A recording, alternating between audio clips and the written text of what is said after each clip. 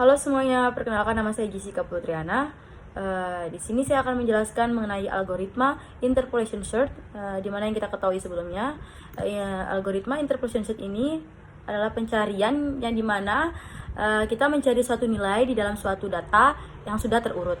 Nah, pada video kali ini saya akan menjelaskan algoritma interpolation search menggunakan contoh interpolation search untuk mencari data berat badan.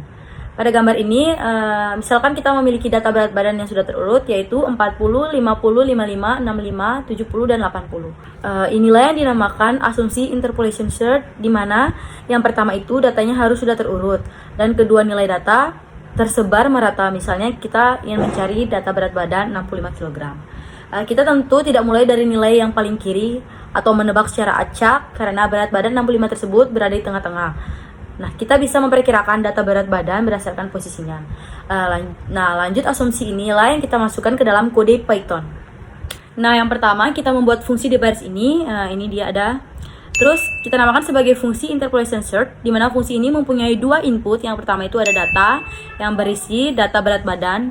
Yang kedua ada target yang berisi berat badan yang kita inginkan, yang kita ingin kita cari. Selanjutnya kita menemukan batas pencarian. Nah, di batas pencarian ini kita mempunyai dua variabel, yaitu variabel low dan variabel high. Di mana variabel low ini berdiri di bagian kiri atau berat badan yang paling rendah. Sedangkan variabel high itu berada di bagian kanan atau berat badan yang paling tinggi.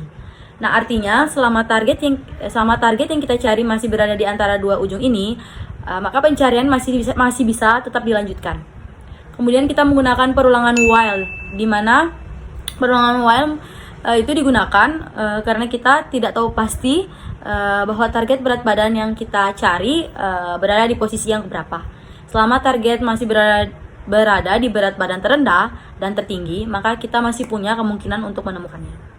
Selanjutnya ada penjelasan rumus. Pada algoritma interpolation search, posisi data tidak langsung diambil di tengah, tetapi dihitung menggunakan rumus interpolation.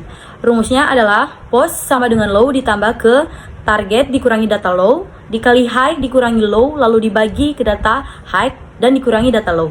Karena nilai 65 lebih dekat ke 80 dibanding 40, maka hasil perhitungan rumus akan menunjukkan posisi yang lebih ke kanan.